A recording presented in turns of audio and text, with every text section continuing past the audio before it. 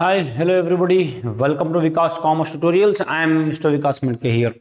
So ಸ್ನೇಹಿತರೆ, ಎಷ್ಟೋ ಜನರ ಪ್ರಶ್ನೆ ಏನಪ್ಪ ಅಂದರೆ, ಸರ್ ಪೇಪರ್ ಪ್ರೆಸೆಂಟೇಷನ್ ಯಾವ ರೀತಿ ಮಾಡಬೇಕು, 80 ಔಟ್ ಆಫ್ 80 ನನಗೆ ಬೇಕಾದರೆ ನಾನು ಏನನ್ನು ಮಾಡಬೇಕು, ಅದಾದ ನಂತರ ಹೌ ಟು ರೈಟ್ ಆನ್ಸರ್ಸ್, 4 ಮಾರ್ಕ್ಸ್ಗೆ ಕ್ವಾಂಟಿಟಿ ಎಷ್ಟು ಬರೀಬೇಕು, 8 ಮಾರ್ಕ್ಸ್ಗೆ ಕ್ವಾಂಟಿಟಿ ಎಷ್ಟು ಬರೀಬೇಕು, ಪಾಯಿಂಟ್ಸ್ಗಳನ್ನು ಎಷ್ಟು ಬರೀಬೇಕು, ಪಾಯಿಂಟ್ಸ್ಗಳನ್ನು ಬರೆದು ಎಕ್ಸ್ಪ್ಲನೇಷನ್ ಸ್ವಂತ ವಾಕ್ಯಗಳಲ್ಲಿ ಆದ್ರೆ ನಡೀತದನ, ಈ ರೀತಿ ಕ್ವಶನ್ಸ್ಗಳನ್ನು ಎಷ್ಟೋ ಜನ ನನಗೆ ಮೆಸೇಜ್ನಲ್ಲಿ ಕಮೆಂಟ್ ಸೆಕ್ಷನ್ನಲ್ಲಿ ಕೇಳ್ತಾ ಇದ್ದೀರಿ.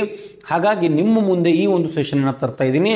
How to present your paper, 80 out of 80 ಬಿಡಬೇಕಾದ್ರೆ ಏನನ್ನ ಮಾಡಬೇಕು, ಪ್ರೆಸೆಂಟೇಷನ್ ಟೆಕ್ನಿಕ್ ಯಾವ ರೀತಿ ಇರಬೇಕು ಅನ್ನೋದನ್ನು ನಿಮ್ಮ ಮುಂದೆ ಚರ್ಚೆ ಮಾಡಲಿಕ್ಕೆ ಈ ಒಂದು ಸೆಷನನ್ನು ತೊಗೊಂಡ್ಬರ್ತಾ ಇದ್ದೀನಿ. So welcome to Vikas commerce tutorials once again. So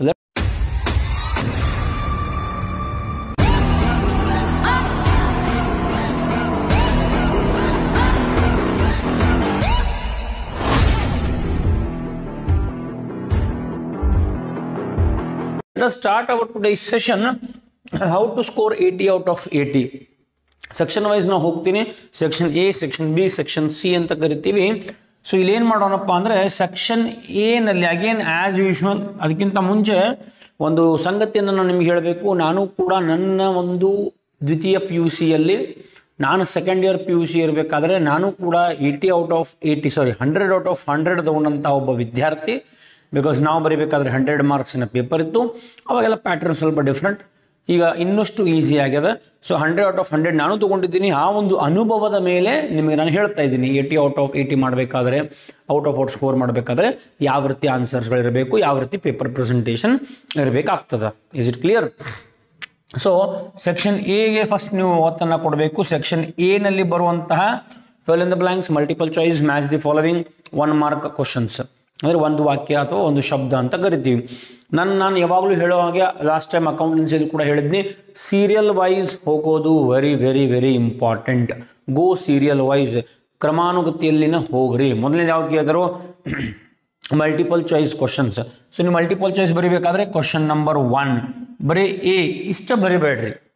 A option ಏನು ಆನ್ಸರ್ ಹೇಳ್ತಾ ಇದೆ ಅದನ್ನು ಬರೀರಿ. Question number 2 for example C option correct ಅದ. ಎಷ್ಟೋ ಜನ ಹಿಂಗೆ ಬರೀತಾರೆ ರೀ, A, B, C ಬರೀ ಆಪ್ಷನ್ಸ್ ಅಷ್ಟ ಬರೆಯುವಂಥ ಕೆಲಸ ಮಾಡ್ತಾರೆ, ಲೆಟರ್ಸ್. ಆ ಆಪ್ಷನ್ ಲೆಟರ್ ಜೊತೆ ಅದರ ಆನ್ಸರ್ ಇದ್ದರೂ ಕೂಡ ಇನ್ನಷ್ಟು ಚೆನ್ನಾಗಿ ಆನ್ಸರ್ ಕಾಣ್ತದೆ, ಇನ್ನಷ್ಟು ಪೇಪರ್ ಕ್ಲೀನಾಗಿ ಕಾಣ್ತದೆ. ಸೊ ಹಾಗಾಗಿ ಆ ಆಪ್ಷನ್ಸ್ಗಳ ಜೊತೆ ಆನ್ಸರನ್ನು ಕೂಡ ಬರೆಯುವಂಥ ಕೆಲಸ ಮಾಡಿರಿ. ಸರ್ ಇಷ್ಟ ಬರೆದ್ರೆ ಬರೀ ಎ ಅಂತ ಬರೆದ್ರೆ ಮಾರ್ಕ್ಸ್ ಕೊಡ್ತಾರೇನ್ರಿ? ಕೊಡ್ತಾರೆ, definitely. No any issue, they will definitely give you marks. I am speaking about 80 out of 80. I am speaking about a good presentation of a paper. How should a particular paper be? Is it clear? So ಈ ರೀತಿ ಬರೀವಿ. ಇನ್ನು next ಬರೋದು fill in the blanks questions. Fill in the blanks ಯಾವ ರೀತಿ ಬರೀಬೇಕ್ರಿ sir? Only answers are enough.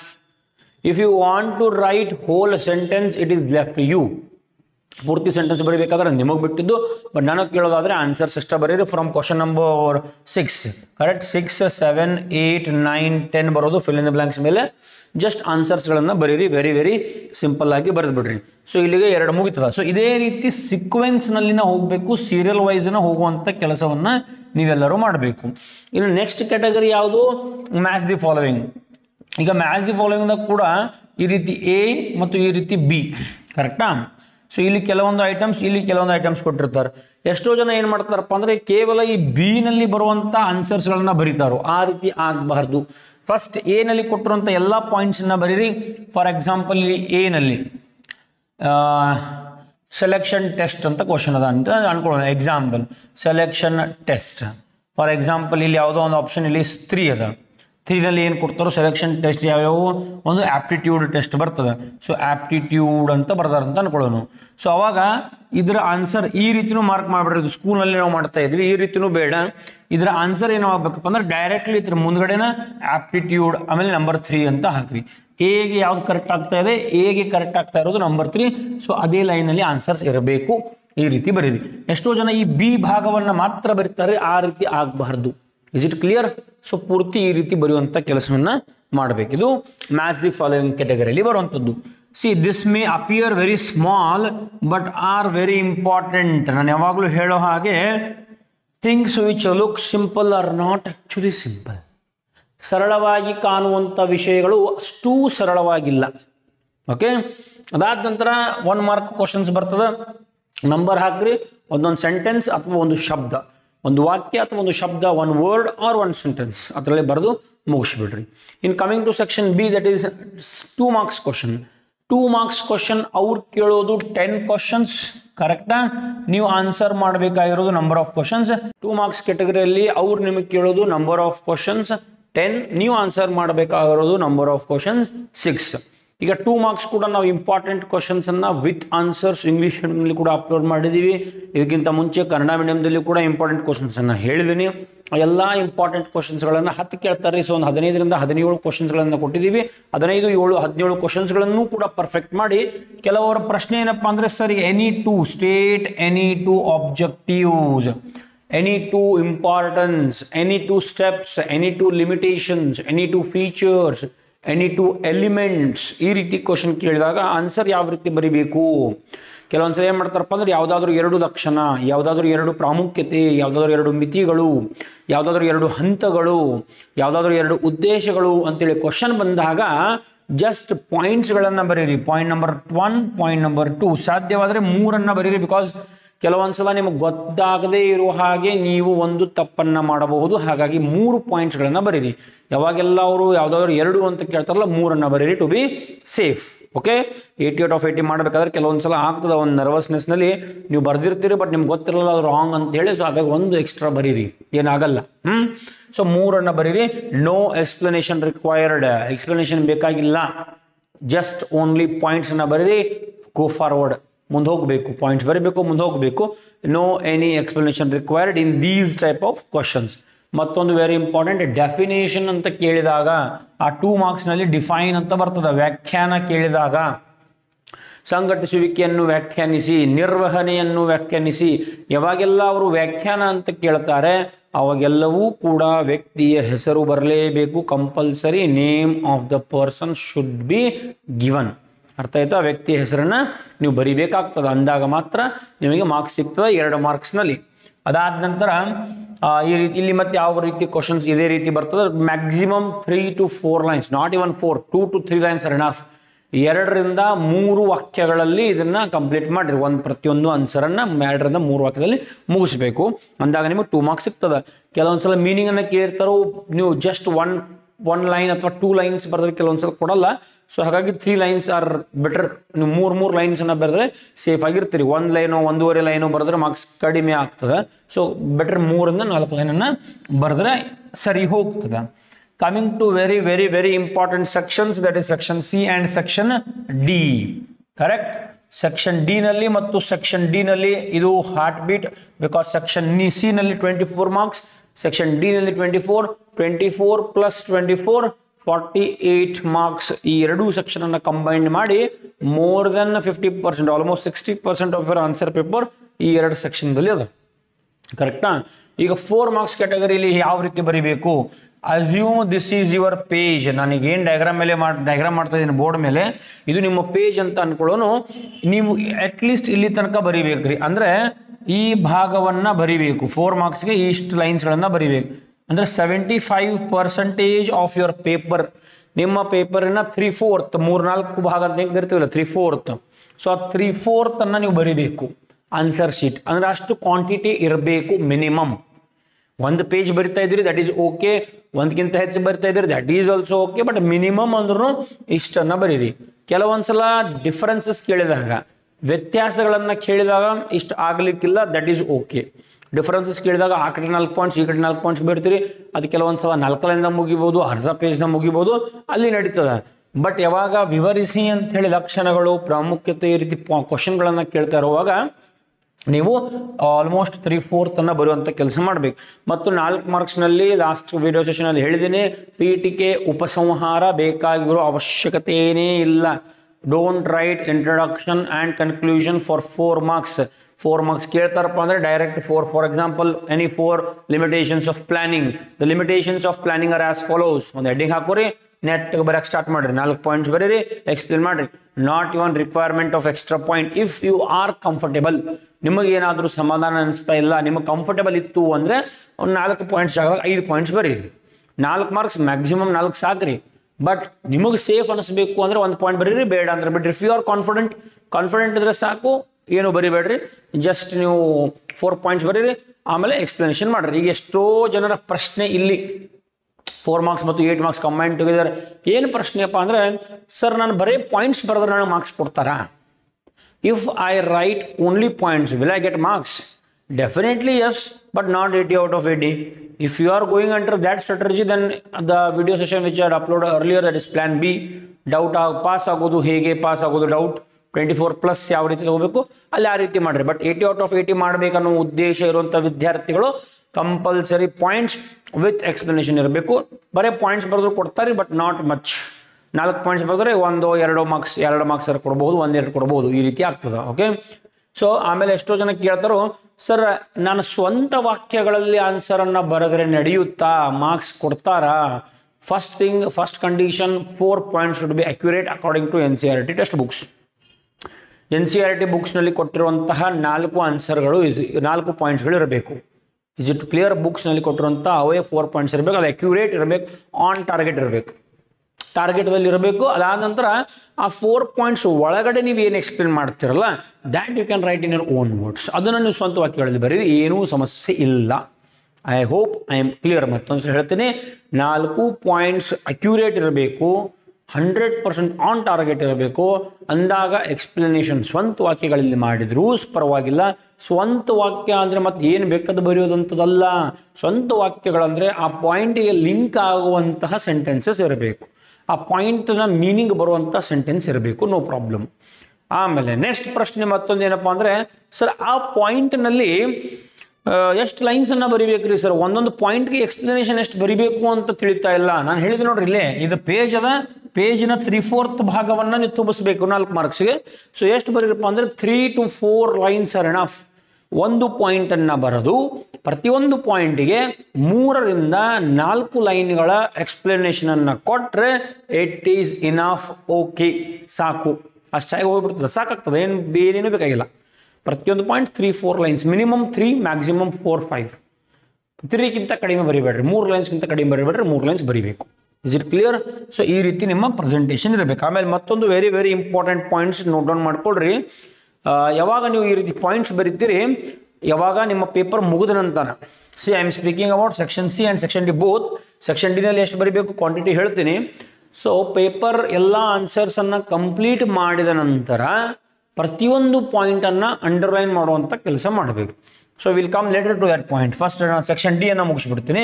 Section d ನಲ್ಲಿ ಎಷ್ಟು ಬರ್ತಾವಪ್ಪ ಅಂದರೆ 5 ಕ್ವಶನ್ಸ್ ಕೇಳ್ತಾರೆ ಅವರು. ನೀವು ಆನ್ಸರ್ ಮಾಡಬೇಕಾಗಿರೋದು 3, 8 into 3 24 ಮಾರ್ಕ್ಸ್.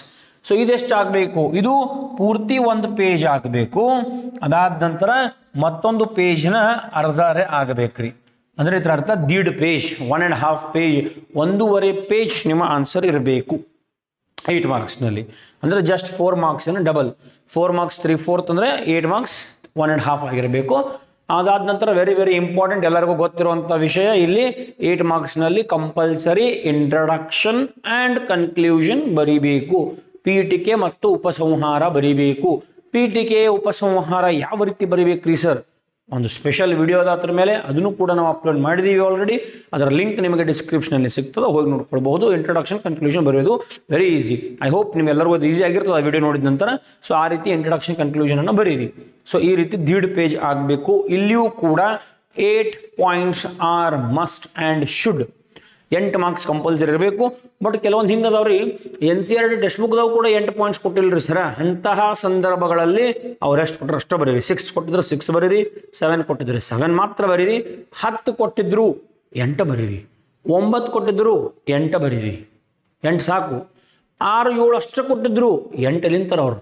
6, 7 ಕೊಟ್ಟರು, ನೀವು ಅಷ್ಟೇ ಬರೀರಿ. Very simple. ಮತ್ತೊಂದು 8 ಮಾರ್ಕ್ಸ್ನಲ್ಲಿ ಮತ್ತೊಂದು ಯಾವ ರೀತಿ ಕ್ವಶನ್ಸ್ ಬರ್ತದಪ್ಪ ಅಂದರೆ, ಇದು meaning of organizing, importance of organizing. What is organizing? Question mark. Explain importance of organizing. ಅಲ್ಲಿ ಹೇಳಲ್ಲ, 6 ಪಾಯಿಂಟ್ಸ್ ಎಕ್ಸ್ಪ್ಲೇನ್ ಮಾಡ್ರಿ ಅಂತ ಹೇಳಲ್ಲ ಅವರು. ಅಲ್ಲಿ ಯಾವುದೇ ರೀತಿ ಕ್ವಶನ್ ಕಾಣಲ್ಲ ನಿಮಗೆ.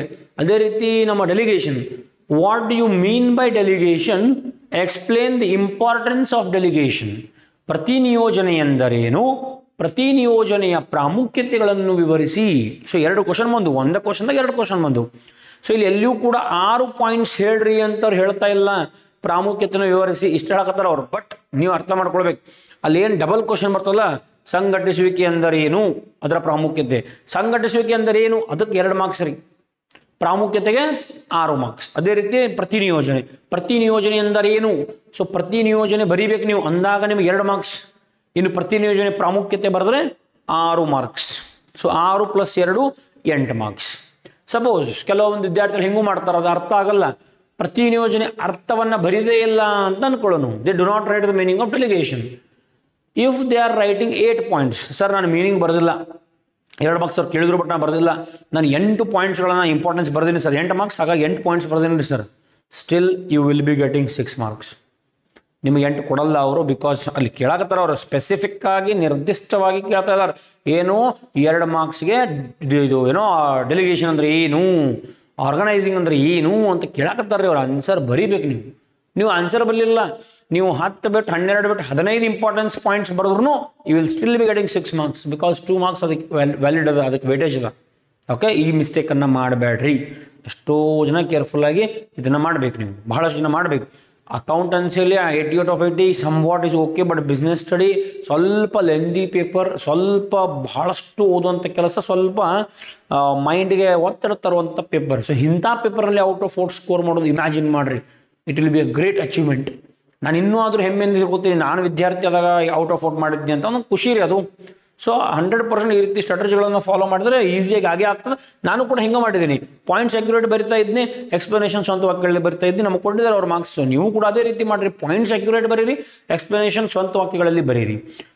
ವ್ಯಾಲ್ಯುವೇಟರ್ಗೆ ಏನಪ್ಪ ಅಂದರೆ ವಿದ್ಯಾರ್ಥಿಗೆ ಕಾನ್ಸೆಪ್ಟ್ ಅರ್ಥ ಆಗ್ಯದನೋ ಇಲ್ಲೋ, ವ್ಯಾಲ್ಯುವೇಟರ್ ಮಾಡಬೇಕಾದ್ರೆ, ವ್ಯಾಲ್ಯೂಯೇಷನ್ ಮಾಡಬೇಕಾದ್ರೆ ಆ ಮನುಷ್ಯನಿಗೆ ಈ ಕಾನ್ಸೆಪ್ಟ್ ವಿದ್ಯಾರ್ಥಿಗೆ ಅರ್ಥ ಆಯಿತೋ ಇಲ್ಲೋ ಅನ್ನೋದು ಭಾಳ ಇಂಪಾರ್ಟೆಂಟ್. ಅರ್ಥ ಆಗಿದೆಯಪ್ಪ ಕಾನ್ಸೆಪ್ಟ್ ಅಂತ ಮನಸ್ಸಲ್ಲಿ ಬಂತು, ಅವ್ರು ಮಾರ್ಕ್ಸ್ ಹಾಕ್ತಾರೆ, ಏನು ಸಮಸ್ಯೆ ಇಲ್ಲ. Is it clear? ಓಕೆ, ಈಗ 4 ಮಾರ್ಕ್ಸ್ನಲ್ಲಿ ಬರೀತೀರಿ, ಆಮೇಲೆ 8 ಮಾರ್ಕ್ಸ್ನಲ್ಲಿ ಬರೀತೀರಿ. 4 ಮಾರ್ಕ್ಸ್ 4th ಪೇಜ್ ಬರೀಬೇಕು, 8 ಮಾರ್ಕ್ಸ್ನಲ್ಲಿ 1.5 ಪೇಜ್ ಬರೀಬೇಕು. ಇಲ್ಲಿ 8 points if they are asking meaning, 6 points for points, ಆಮೇಲೆ 2 ಮಾರ್ಕ್ಸ್ ಫಾರ್ ಮೀನಿಂಗ್ಸ್. ಇಲ್ಲಿ 4 ಮಾರ್ಕ್ಸ್. ಡಿಫ್ರೆನ್ಸ್ ಕೇಳ್ತಾ ಇದ್ರೆ ಕ್ವಶನ್, ಡಿಫ್ರೆನ್ಸ್ ಬಿಟ್ವೀನ್ ಅಲ್ಲಿ ಏನು 3/4 ಬರೀಬೇಕಂತ ಏನಿಲ್ಲ, ಜಸ್ಟ್ ನೀವು ಪಾಯಿಂಟ್ಸನ್ನು ಬರೆದು ಮುಂದೆ ಹೋಗಬೇಕು.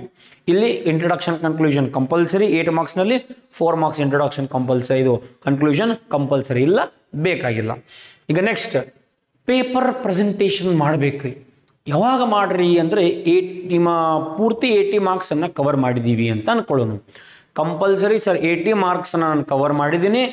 After completing 80 marks scale pencil ತಗೋರಿ, ನಾಟ್ ವಿತ್ ಪೆನ್, ಸ್ಕೇಲ್ ಮತ್ತು ಪೆನ್ಸಿಲ್ ತಗೋರಿ. ಇಂಪಾರ್ಟೆಂಟ್ ವರ್ಡ್ಸ್ಗಳನ್ನು, ಇಂಪಾರ್ಟೆಂಟ್ ಪಾಯಿಂಟ್ಸ್ಗಳನ್ನು ಬಾಕ್ಸ್ ಮಾಡಿರಿ ಅಥವಾ ಅಂಡರ್ಲೈನ್ ಮಾಡಿರಿ. If not box at least underline ಮಾಡಿರಿ.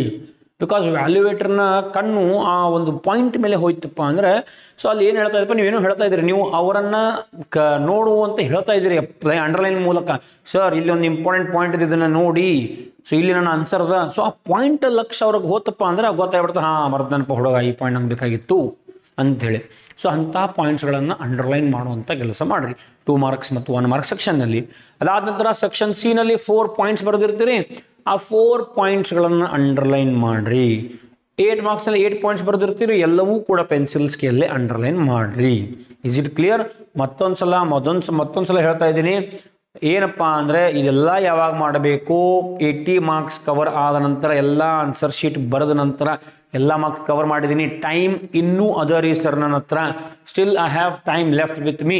ಅವಾಗ ಈ ಪ್ರೆಸೆಂಟೇಷನ್ ಅಂಡರ್ಲೈನ್ ಎಲ್ಲ ಮಾಡಬೇಕು. ಕೆಲವೊಬ್ರು ಹೇಳ್ತಾರೆ, ಸರ್ ಹೇಳ್ಯಾರಪ್ಪ ಪ್ರೆಸೆಂಟೇಷನ್ ಮಾಡ್ಬೇಕು, ಮಾರ್ಕ್ಸ್ ಹೆಚ್ಚು ಕೊಡ್ತಾರೋ. ಪ್ರೆಸೆಂಟೇಷನ್ ಮಾಡೋಕೆ ಮಾರ್ಕ್ಸ್ ಇಲ್ಲ, ಚಂದ ಕಾಣಲಿ ಅಂತ ನಾವು ಮಾಡಬೇಕು. ಚಂದ ಕಾಣಿಸಿದಾಗ, ಇನ್ನಷ್ಟು ಆಕರ್ಷಣೀಯವಾಗಿ ಕಾಣಿಸಿದಾಗ ಮಾರ್ಕ್ಸ್ ಜಾಸ್ತಿ ಬರುವಂಥ ಸಾಧ್ಯತೆ ಇರ್ತದೆ. ಖಚಿತ ಅಲ್ಲ, ಸಾಧ್ಯತೆ ಇರ್ತದೆ. ಸೊ ಟೈಮ್ ಇತ್ತು ಮಾಡ್ರಿ, ಇಲ್ಲ ಅಂದರೆ ಬಿಡ್ರಿ.